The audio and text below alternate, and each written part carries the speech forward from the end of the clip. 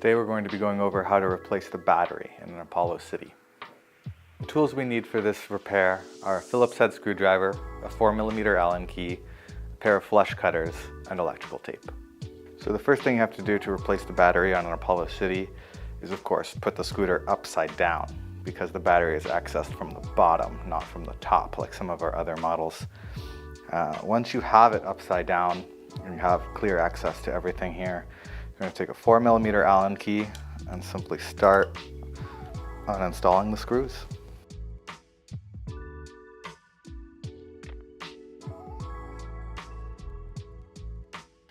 You'll also need to uninstall the screws securing the kickstand using the same 4mm Allen key.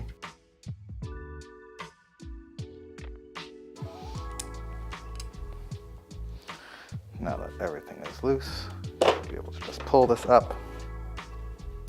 So this bottom plate will be tethered to the inside of the scooter through the charging port cable. Normally this would have shrink wrap on it, heat shrink. This scooter has been worked on before, so there's electrical tape. And I'm just going to cut that off, disconnect it, so we can completely remove this piece and give ourselves some more room on the lift. Like that, and then I can now disconnect it, and I can put this aside. Now you can see there's the brake line going up top, but just about every other thing is coming inside this cavity here. This is where the battery is, this is where the controller is. So that's our next step, is again, uninstalling these screws and removing the plate.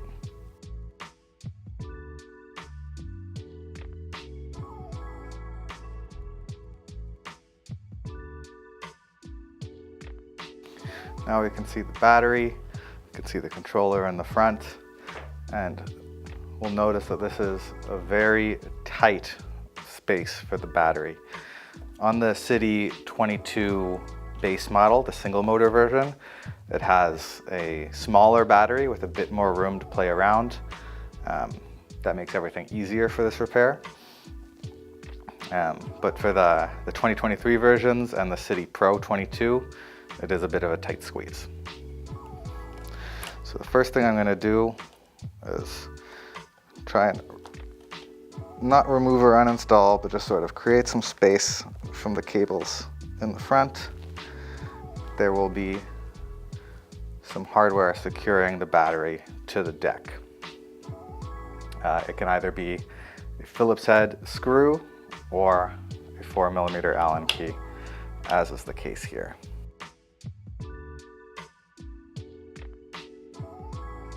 Going to loosen this rear brake line to give myself some more space to access.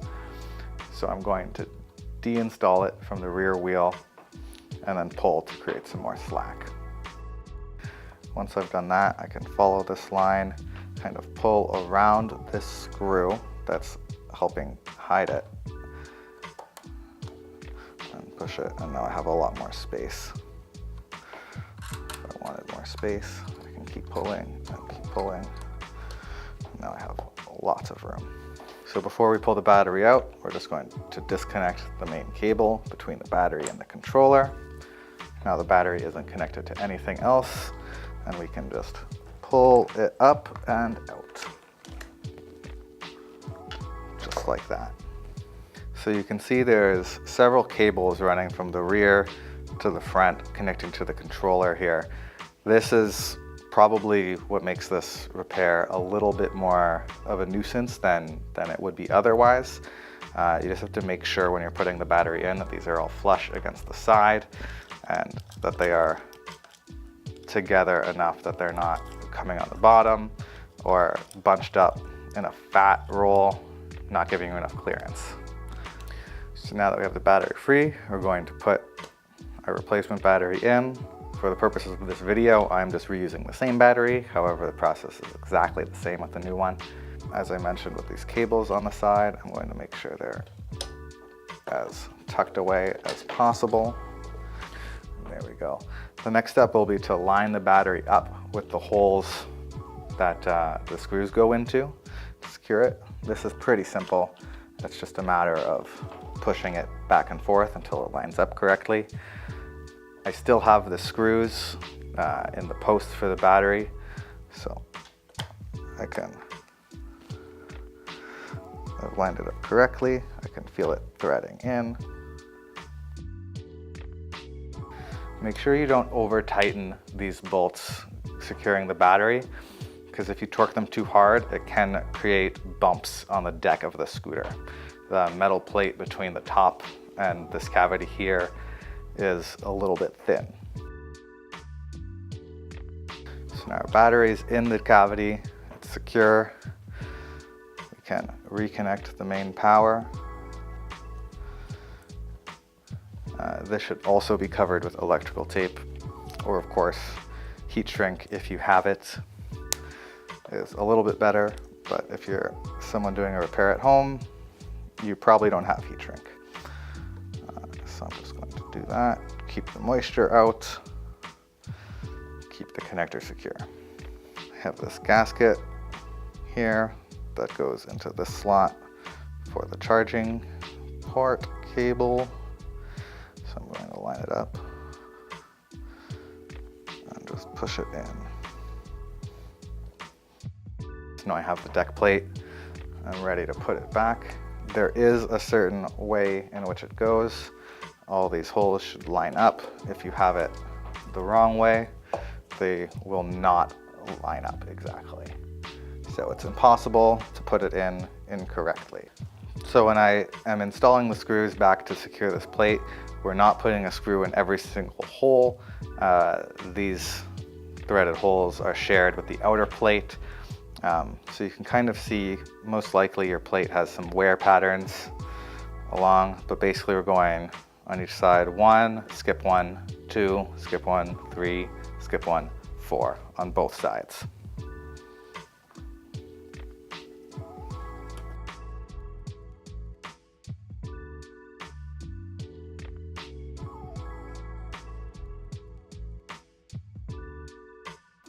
This inner cavity here where the battery and controller are is obviously the key piece of the scooter we're trying to keep water out of.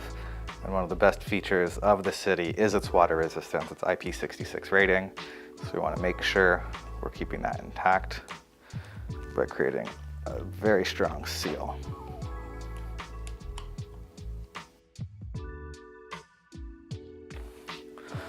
All right, first plate is on. Now I'm going to undo what I did with the brake cable in the rear, reinstall it properly so it doesn't have this much slack, and then we'll put the main cover on and we'll be finished. So I'm going to feed through this hole and around this screw until we have the post sticking through here, and I can latch onto it.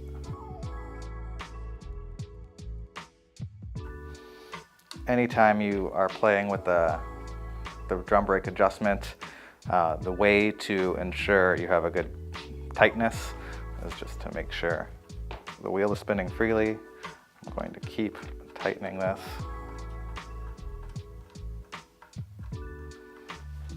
Until I hear some sound, some resistance. I'm just going to back off until that sound is gone. So now we're okay to put our outer plate back on.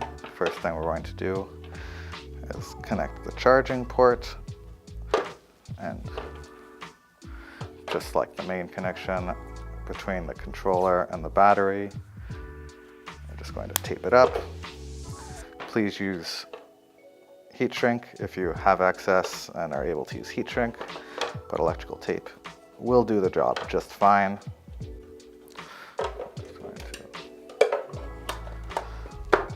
Put the plate on. It may be a little misshapen, but once we put all the screws back in, it should be just fine. So we're going to start with installing the kickstand. With the kickstand, you don't want to tighten the first screw all the way because you might need to play with the angle a little bit. All the screws from the top, the bottom plate, and the kickstand are all the same, so you don't need to worry about keeping them consistent. Now our last step is just closing up the deck. Again, still using our 4mm Allen key. We want to make sure the body from the top is sort of all aligned and straight. There's no bumps. If there is a bump, just need to give it some good loving